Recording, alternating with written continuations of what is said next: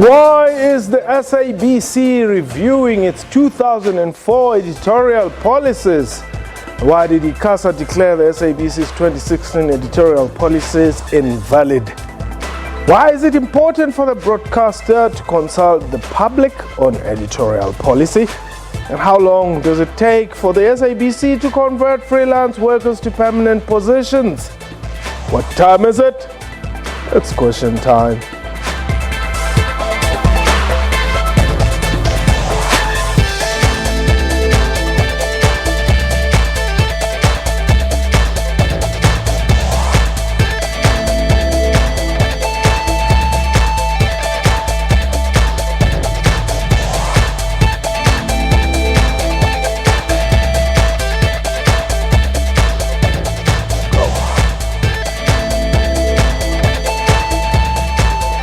Khotsong and welcome to the show. My name is Mpho Tsedu. The SABC announced a review of its 2004 editorial policies today. Earlier this year, ICASA approved recommendations to nullify the public broadcaster's editorial policy of 2016, which banned the broadcasting of violent protests.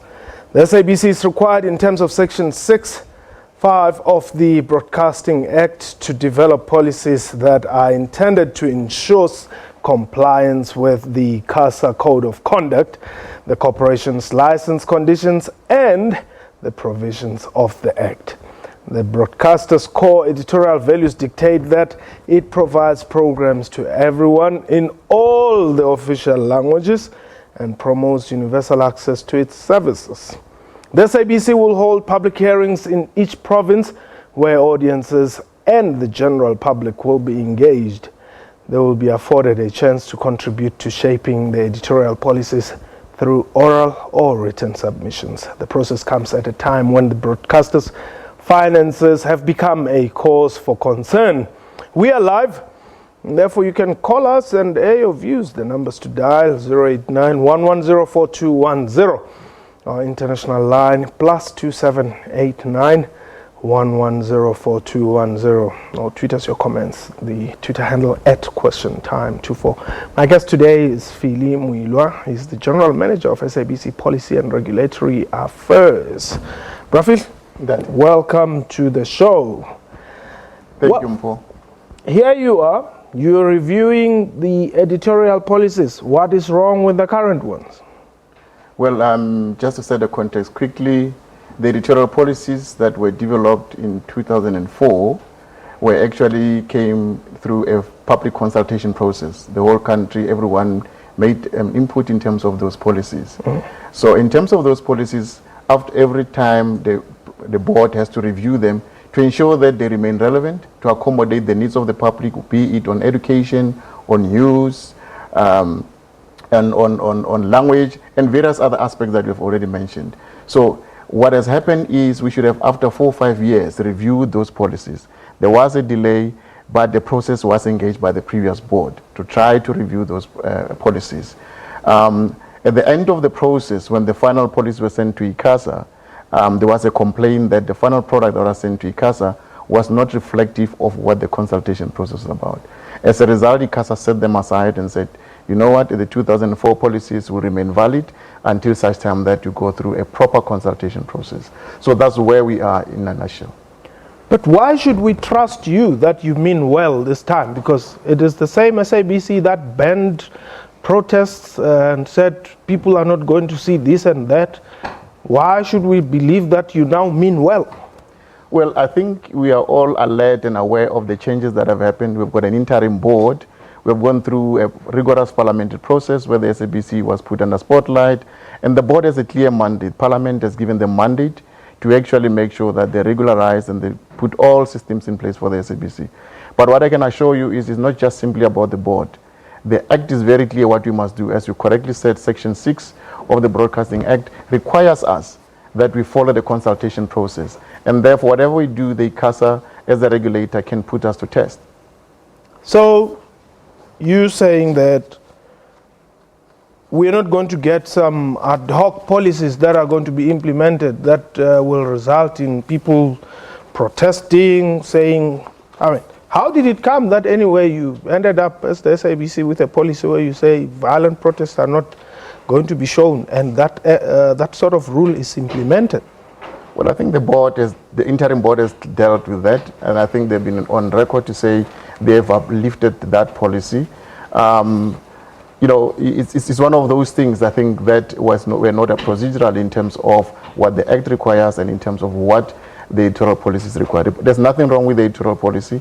It was just some of the things that happened in terms of implementation. Nathan, you're in Swellendam. Welcome. Hello, Mpo. How are you? I'm very well. Thanks for the call. Thanks, Paul. Paul, I want to say thank you very much for your show. Your show is #1. Thank you. Yeah, I've got two requests for you, man. Yeah, the first thing is you must extend your time. Ask them to extend your time for an hour. I'm not sure if it's part of the policy, but I'll pass the message. Yeah, and other thing is, you know, we can talk about corruption and riot over service and everything. Can you get Jacob Zuma on your show? Okay. So that we can ask him questions, because we voted for him to be the president of South Africa. So let he come on your show so that we can ask him the questions, because he's the main culprit that everything is happening in our land here today. Nathan, baie dankie meneer. Thank you very much there to Nathan, and we are going to extend that invitation to President Zuma as requested by Nathan. It's part of our policy here to do what our viewers want. Now, the editorial policies deal with the following issues: news editorial policy, programming policy, local content policy, educational policy, and religious and language policy. Now, this is very interesting. Let's talk local content policy. What is it, 90-10? No, I think, let me start by saying, ICASA set the targets or the quotas for all the broadcasters, including ourselves. Those quotas, that's the first thing that we must adhere to. There was, obviously, with the previous management, that there was 90-10. And the board, I think, the interim board, to clarify that, to say, look, this is not consistent with the revenue and the capacity of the SABC in terms of delivering on that. There's nothing wrong in principle to increase. We are South Africans, we're Africans, our identity comes first. But I think the manner in which it was implemented vis-a-vis the capacity from a resource point of view and from the point of view of audiences, it needed to be managed much more better. And I think the board has been on record to say we are not adverse to increasing local content, but we want to do it in a manner that it doesn't stifle the organization. And that's precisely. So the principle, it has never been opposed.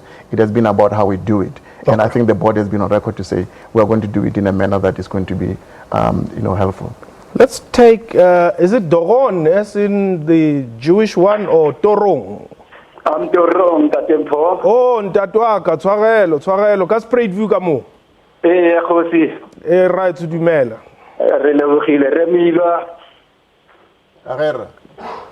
No. I think there is a sigh of relief regarding this new initiative, because the manner in which the preceding editorial policy was done, it was not in line with how it's supposed to be conducted, because people should be engaged in a popular participation and democracy, not only dealing with the issues of the policy, but the entire programming as a whole of the SABC, because the SABC is charged with the mandate to reflect the attitude of South Africans, to make sure that, all people from all cultural, religious, and linguistic communities, they come to the SABC and learn from each other about each other.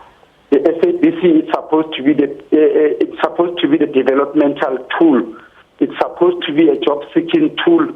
It's supposed to be a tool which builds social cohesion in this country. But the manner in which it was run in the past few years, it was run like an army camp.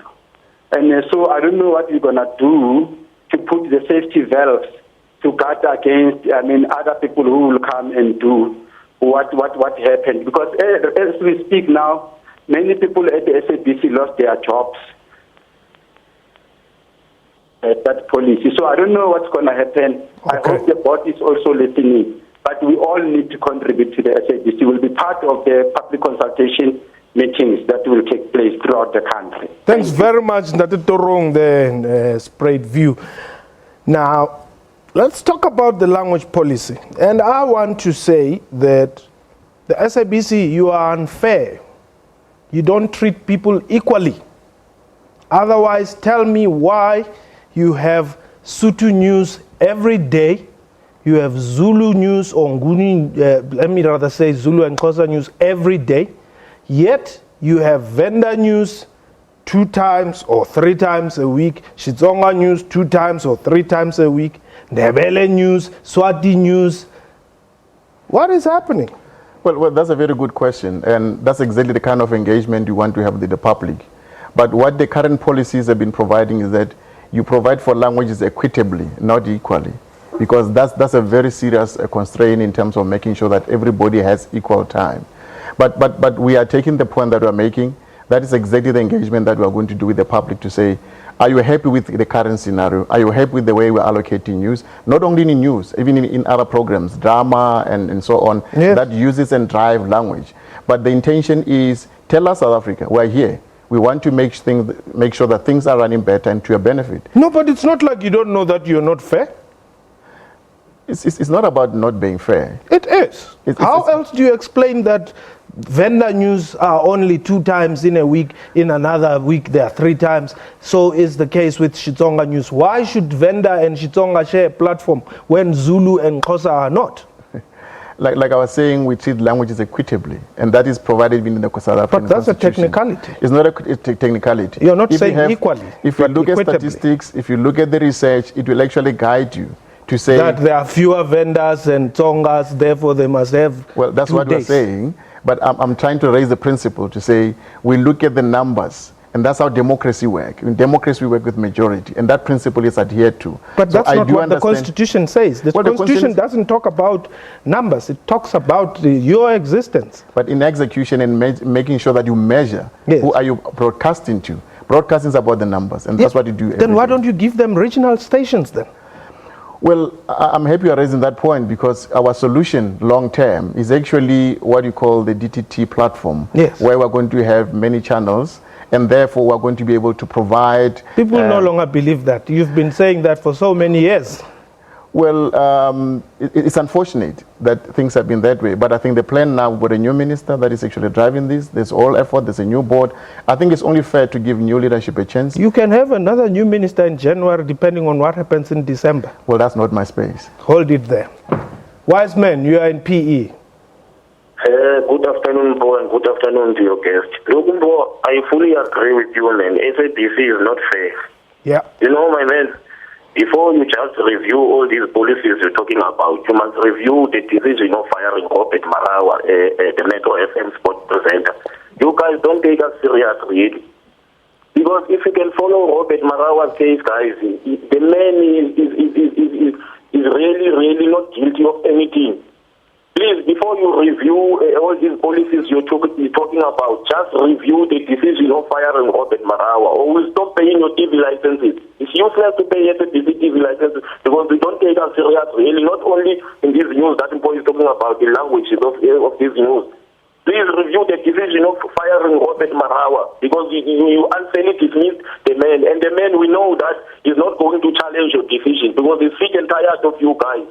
Just review that decision, so that we can take you serious. Thank you. Thank you very much, Wiseman. I'm not so sure if you would be able to talk on that one. And I think this is a contractual labor issue. Yeah. I think can be handled differently. Okay. The language policy, really, I know, because language is a very emotive issue. Very, very emotive. know, because you're going to get Balobedu saying, SABC. Indeed. You also have other marginalized languages such as Kru and the Kwe. Exactly. Precisely. And this engagement, that's why it's so important. So that it's about what we can do vis-a-vis the resources we have. We only have 3 channels if you talk television. But if you look at radio, at least all 11 official languages are accommodated. For we don't have much stress in that regard. And hence, I keep on saying The future plans are about DTT, and that was the intention to say a multi-channel environment can be able to accommodate various needs that are not being able to be provided for now. We have a very limited airtime, so to speak. Editorial, you are in Pretoria. Welcome.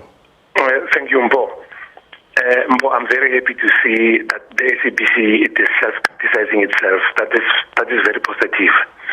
But the one problem that I have, and I started having this problem a long time ago, is presenters, especially sports presenters and other, shows, where you find channels will hire pretty faces, people who are famous but don't know nothing about the content. Like the previous caller talked about Rod Marau. Rod Marau knows nothing about football, but I was surprised when he was starting to talk about football.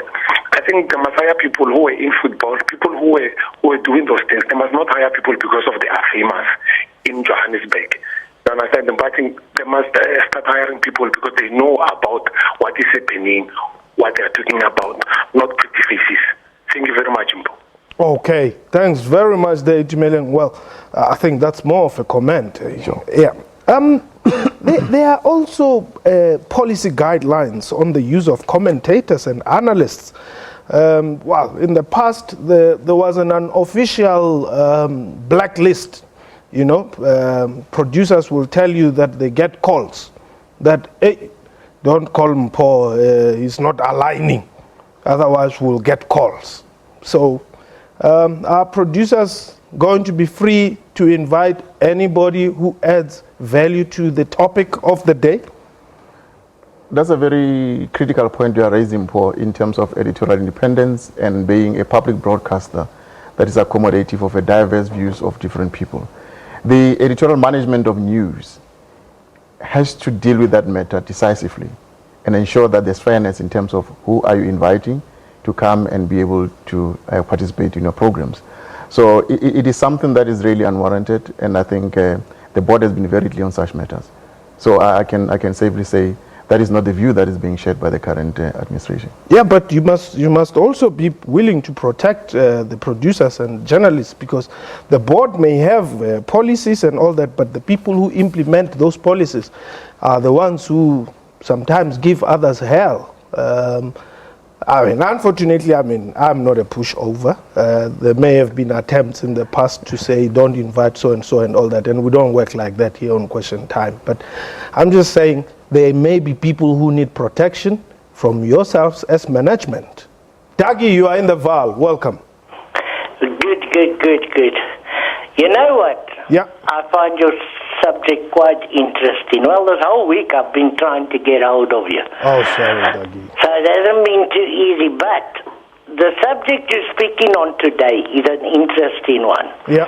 Because I wonder the different populations of the different languages, if they are contributing the same amount of money that another population is contributing to the SABC. Oh, Dougie, now you're going to put the cat amongst the pigeons. No, that's not even cat among the pigeons. That's pure racism.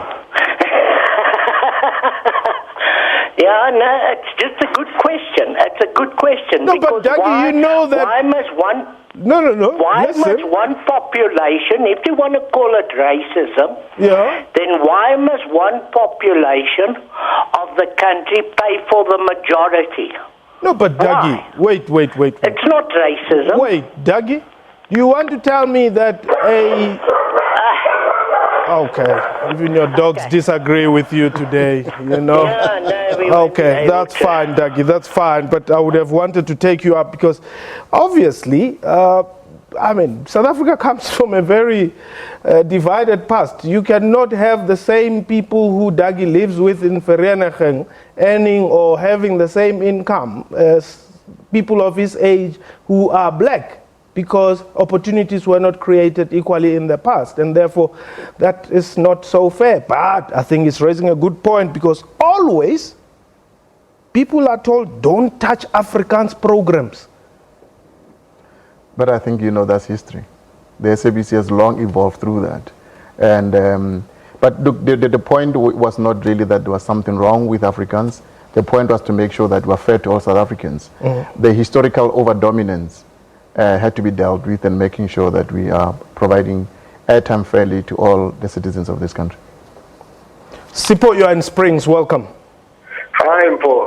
Mpo, nice show. Thanks. Mpo, this SABC is run by the opposition, racist, white monopoly capital. If you look at the ad hoc committee, Yes. that committee was a cloudophobia committee. Okay. If you look even on Cloudy's policies, that now they are crashing. There's nothing wrong with those policies. If you display people burning schools and everything, and that makes other people in another area do the same thing, then you have to stop broadcasting that. And if you look at the 9010 as well, there's nothing wrong with those policies. Yeah. But because there's a cloudophobia, there's a white monopoly capital that is sponsors and advertisers that are driving this SABC, you're finding all of this. Yeah, that's my comment. Sipho, thank you very much. Well, I didn't know that even white monopoly capital would feature in.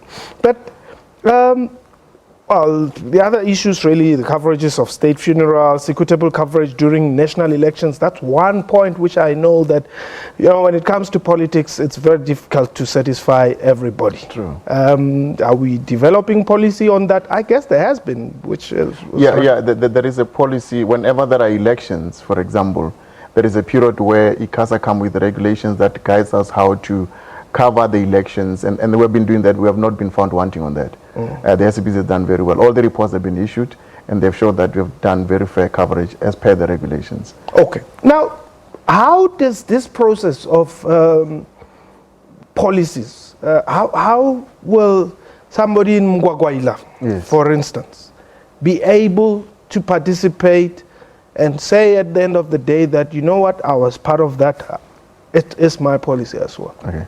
Maybe just to give context to the process on how we're going to be consulting.